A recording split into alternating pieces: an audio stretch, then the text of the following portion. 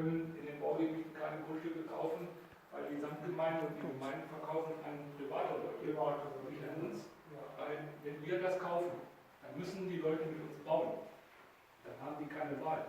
Dann müssen die mit uns bauen.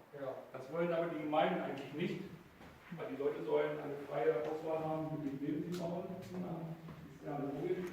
Manchmal sehen wir 4, 5 Bauplätze irgendwo, wenn 80 Leute sind. Guck mal oben.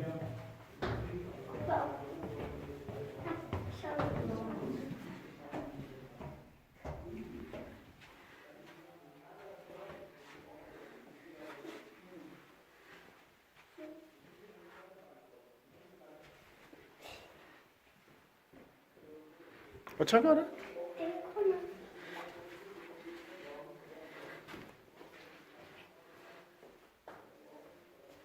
What? Zahnit.